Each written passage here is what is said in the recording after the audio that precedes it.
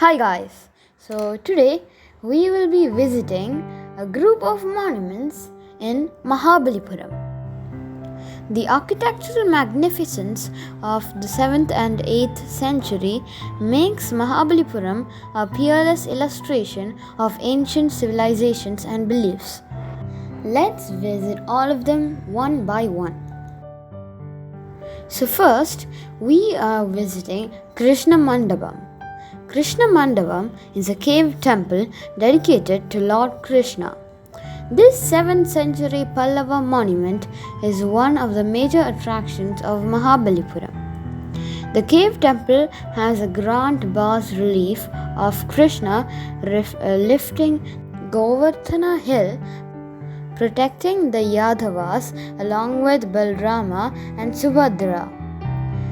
The little details carved on the stone depicting the village life like cattle, women carrying pots, men milking the cow will leave us in awe of such fine craftsmanship.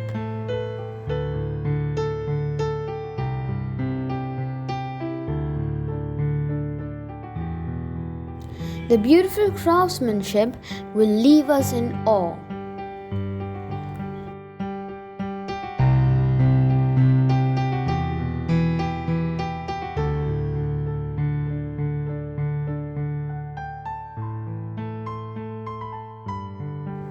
Next, we are visiting an unfinished rock-cut cave temple. This cave temple would have been the largest of all cave temples of the Pallavas. This cave temple has a unique plan in having a rock-cut shrine at the back of the facade hall with an unfinished passage for circumambulation.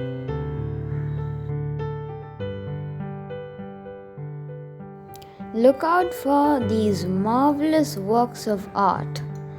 These hallways are magnificent.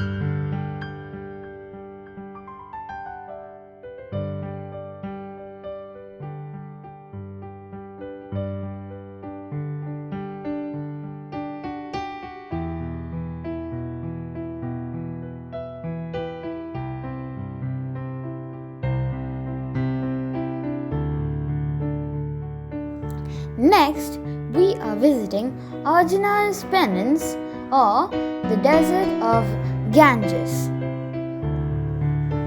This magnificent relief, carved in the mid-7th century, Arjuna's Penance, is a story from the Mahabharata of how Arjuna, one of the Pandava brothers, performed a severe artistries in order to obtain Shiva's weapon. This is Krishna's butter ball. According to Hindu mythology, Lord Krishna as a child was extremely fond of butter, and as a bolus of some butter he stole, fell here and made a giant orange clump. It's also believed that the god of sky has arranged the rock in that strange position to prove his power. Thus, the name Stone of Sky God. It's approximately 6 meters high and 5 meters wide, weighing 250 tons and inclining delicately at an angle of 45 degrees on a 4-foot plinth. On the way out, you can see beautiful gardens with small hills in the shape of big stones.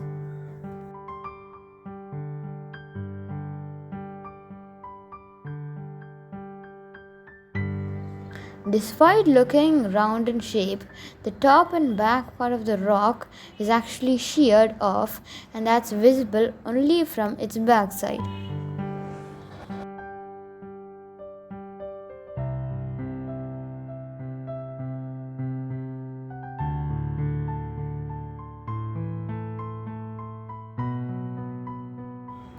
Currently, we are at the Varaha Cave Temple.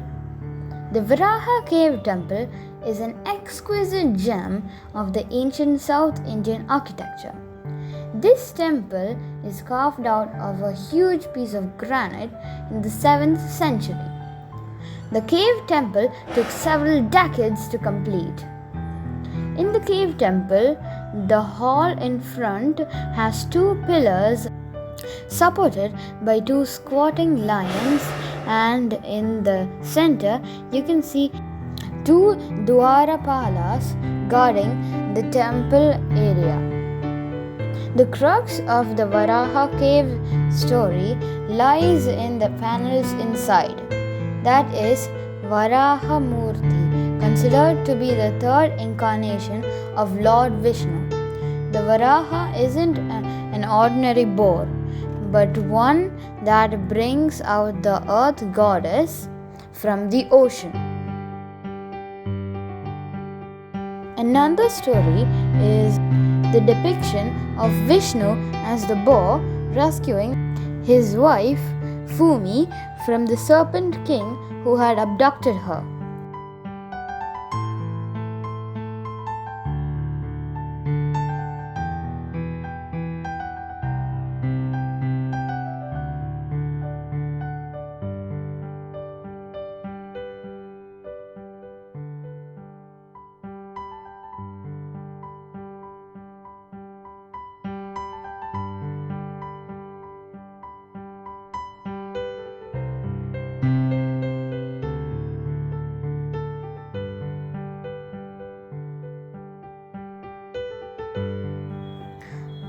Now we are at the Rajagopuram.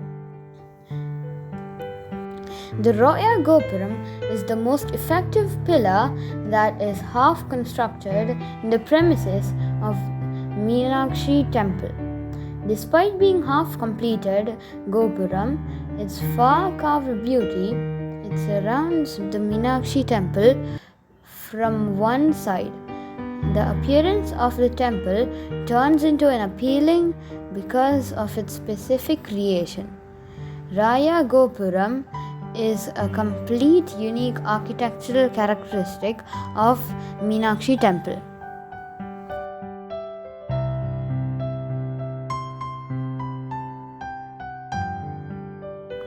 Enjoy the marvelous architectural beauty of this creation.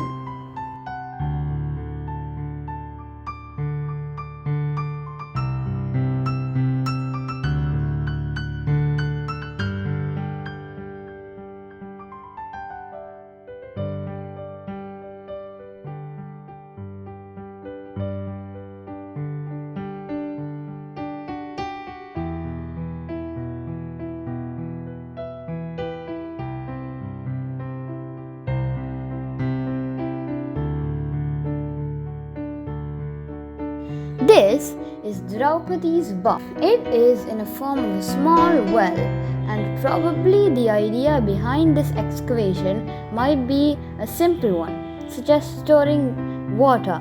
The legend, however, suggests that it was used by Draupadi, the wife of the Pandavas, for her bath.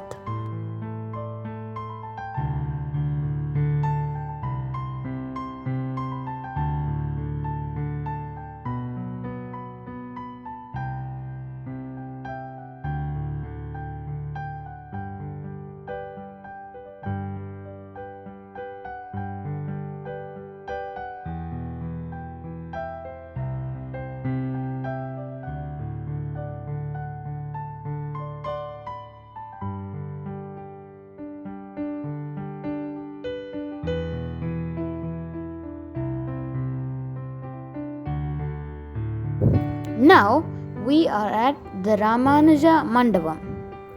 The Ramanuja Mandapam is another most intricate and complete cave temple in Mahabalipuram. Incidentally, this is a west-facing monument.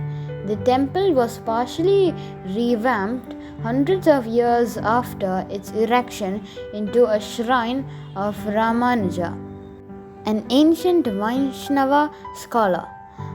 Later, the artisans made 6 crudely cut and freestanding pillars in front.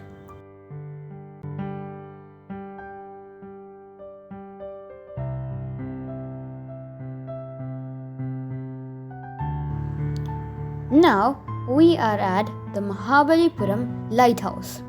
The Mahabalipuram Lighthouse is India's oldest lighthouse. King Pallava made the design and construction.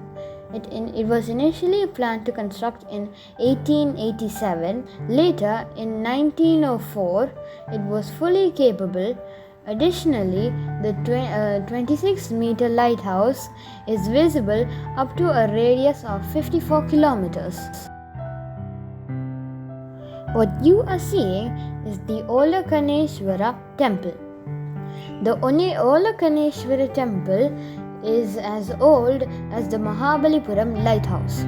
To guide the way for mariners, they have lit the bonfire on top of Olakaneshwara Temple. Notably, the Olakaneshwara Temple is located on top of the Mahishamardini Cave Temple.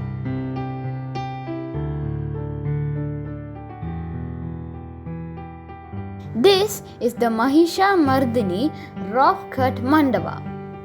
This east-facing temple is one of the finest examples of the architecture during the reign of Pallava dynasty. The temple is dedicated to Mahishamardini, an incarnation of goddess Durga. The temple portrays many scenes from Hindu mythology sculpted onto it.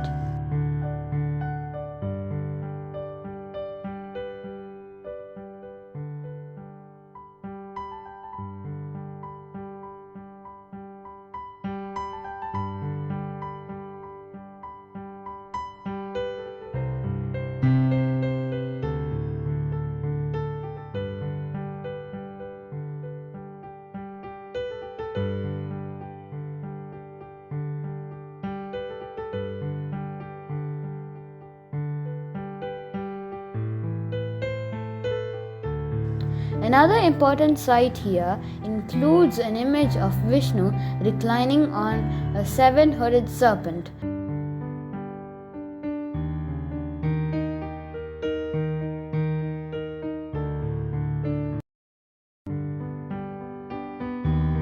Goddess Durga slaying the buffalo-headed Mahishasura. Now we are at the 5 Rathas. Pancha Rathas are the monolithic chariot structures. They were constructed during the reign of Pallava kings Narasimhavarman. An interesting aspect is that each Ratha is named after the Pandavas of the Mahabharata fame. So they are called Pancha Pandava Rathas. This is the Draupadi Ratha, the wife of 5 Pandava brothers, and Arjuna's chariot built on a single platform. Draupadi Ratha, small and house of an idol of Durga inside. After Draupadi Ratha, this is Arjuna Ratha. The other 2 in line are bulky. Bhima Ratha, and next to it is the tall Dharmaraja Ratha. Just opposite to the line of chariots is Nakula Sahadeva Ratha. In front of it is a big unfinished monolithic of a statue of an elephant.